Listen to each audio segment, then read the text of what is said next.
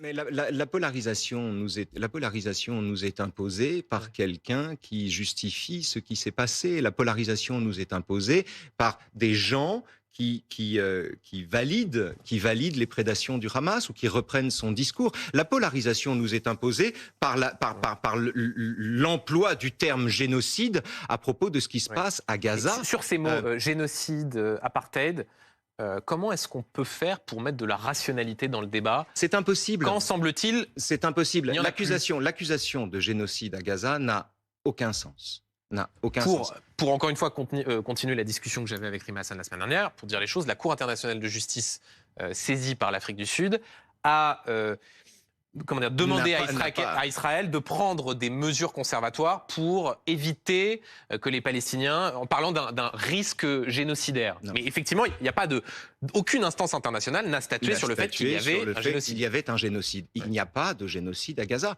Il y a un génocide ouïghour, il y a eu un génocide arménien, il y a eu un génocide juif, il y a eu des génocides au XXe siècle. Il n'y a pas de génocide à Gaza. Il n'y a pas de génocide à Gaza. J'y peux rien. Donc, ça reste faux. On peut le répéter à l'infini. Il n'y a pas de génocide à Gaza. Il n'y a pas de génocide. Et les informations que l'on a aujourd'hui nous viennent du Hamas. Les chiffres qui nous sont fournis nous viennent du Hamas. Si vous nous rejoignez dans le club BFM, comme Raphaël Enthoven, qui est notre invité aujourd'hui. Bonjour Raphaël Enthoven.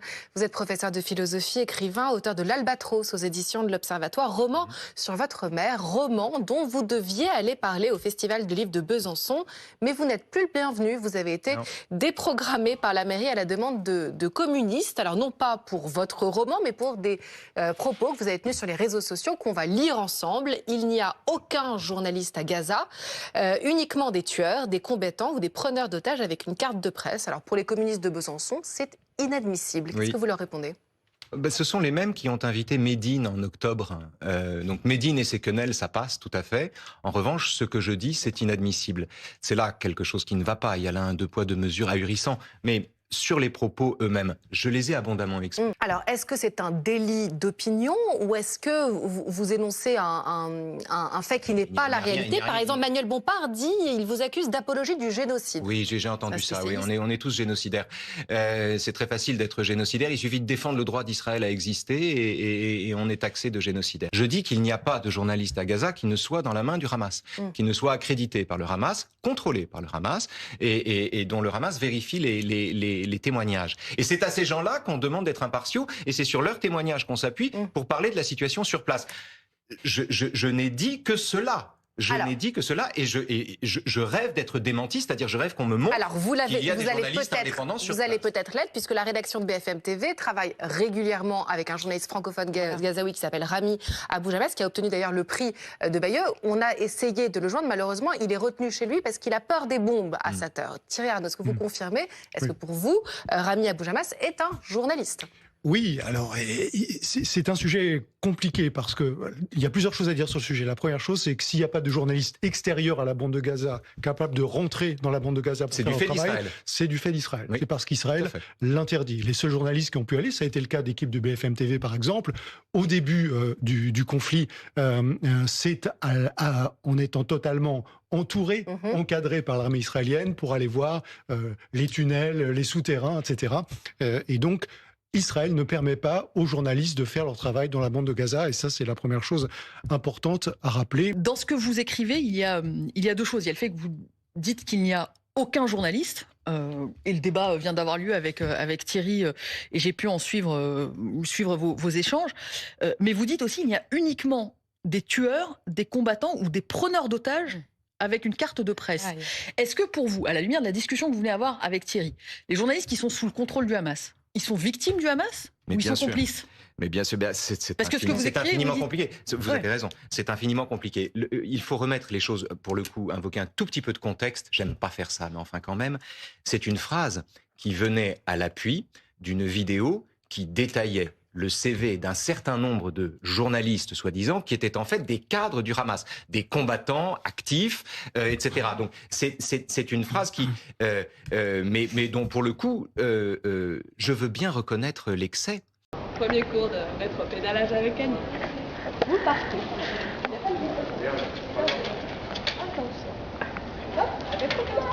Oh là là là là, quel frein, quel frein. C'est magnifique.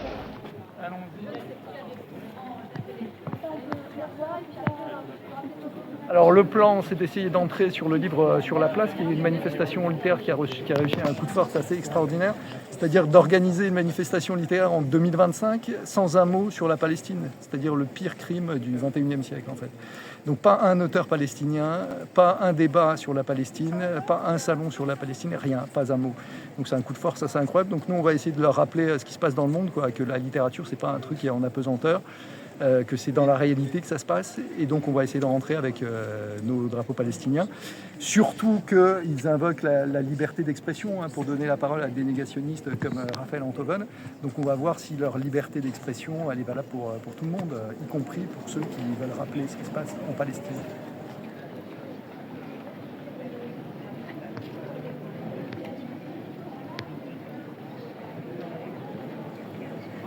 On va se partager la pastèque. Alors pourquoi la pastèque? Alors la pastèque c'est un symbole de la Palestine en fait, parce qu'elle a les couleurs du drapeau palestinien, le drapeau palestinien qui a été longtemps interdit dans de nombreux pays. Donc c'est devenu un symbole de la Palestine et du soutien au peuple palestinien. Donc on va se partager ça. Tenez. Merci. Petit morceau de la... Écoutez, moi ça me choque beaucoup parce qu'on assiste à la destruction d'un peuple quasiment en direct, même si l'État israélien ne le veut pas. Il y a des journalistes très courageux qui risquent leur vie, celle de leur famille, depuis 2 ans. On sait que le nombre de journalistes qui ont été tués dans cette guerre et parfois ciblés personnellement, visés, est supérieur en nombre, en 24 mois à peu près, par exemple à ceux de la Deuxième Guerre mondiale et plusieurs guerres ajoutées, la guerre en Irak, etc. Donc ça c'est quand même très... On voit bien que Israël essaye de cacher ce qu'il est en train de faire et la destruction du peuple gazaoui. Et puis le fait par Enthoven de dire que ces journalistes qui documentent sont des alliés de mémoire, il a cité le mot de barbares, des alliés des barbares du Hamas, etc. C'est absolument honteux, quoi. C'est vraiment un vocabulaire de colon déjà. Et puis, moi je pense qu'une ville qui se respecte ne devrait pas donner une expression à quelqu'un qui profère de tels propos, quoi. Est-ce qu'on l'aurait fait, par exemple, pendant la Deuxième Guerre mondiale, pour un écrivain pro-nazi bon, le mot n'est peut-être pas le bon, mais voilà, quoi. Au moins marquer une opposition. Et à mon avis, c'est pas une question de liberté d'expression, c'est une question d'engagement ou pas, quoi. On peut s'engager pour que le génocide soit reconnu et pour essayer de le faire cesser avec nos moyens, à chacun à nos niveaux. Alors l'idée, c'est de voir si la liberté d'expression est valable uniquement pour des négationnistes comme Enthoven, ou alors si ça fonctionne aussi pour les gens qui veulent défendre le peuple palestinien contre les massacres en cours. Donc on va voir ça tout de suite, s'il s'agit de vrais défenseurs de la liberté d'expression, ou alors s'ils sont juste d'immenses tartuffes.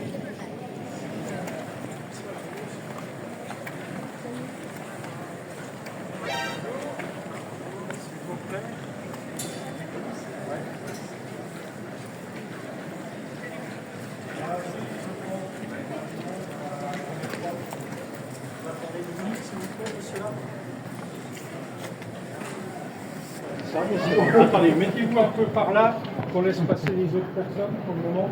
Oui, comme ça, c'est pour dire ce qu'on a dit. C'est bien, c'est parfait.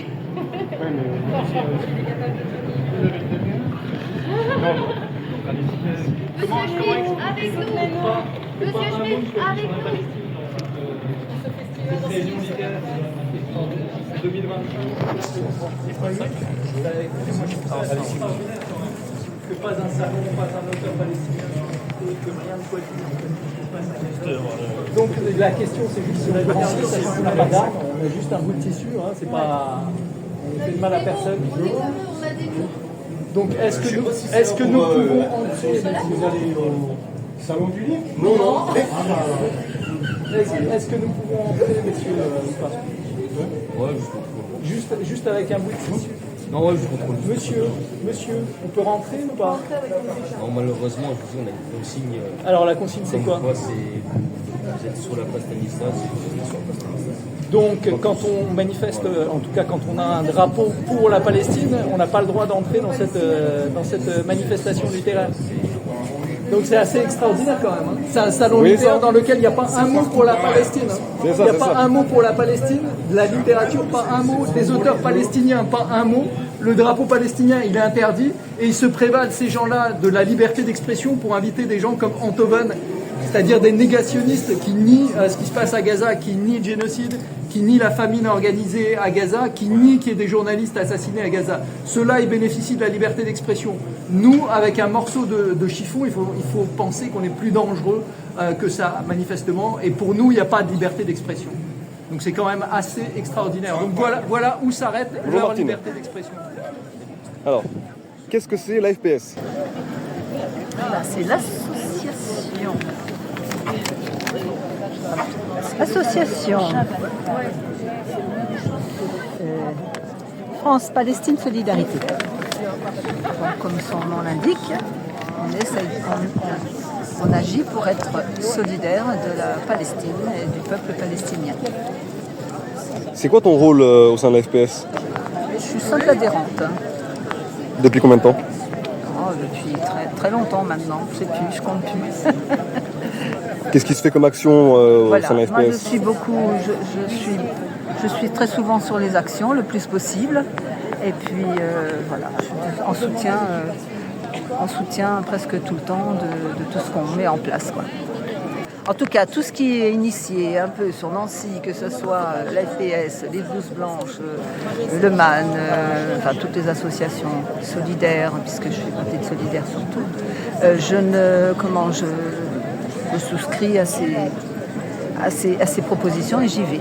Et entre autres, tous les événements du genre, un événement que j'apprécie particulièrement parce qu'il y a énormément de jeunes qui s'investissent, c'est le tournoi de foot qui est fait tous les ans, le fameux tournoi de Guy Perrier, en hommage à Guy Perrier, qui nous a quittés il y a 2 ans. Et donc du coup là c'est formidable parce que tout est pris en charge par les jeunes. Il y a plein d'équipes qui viennent, ils gèrent l'animation, ils gèrent les tenues des stands, les barbecues, tout vraiment tip top. Énormément de jeunes et ça fait du bien. Ça veut dire qu'il y a plein de jeunes qui sont sensibilisés à la question.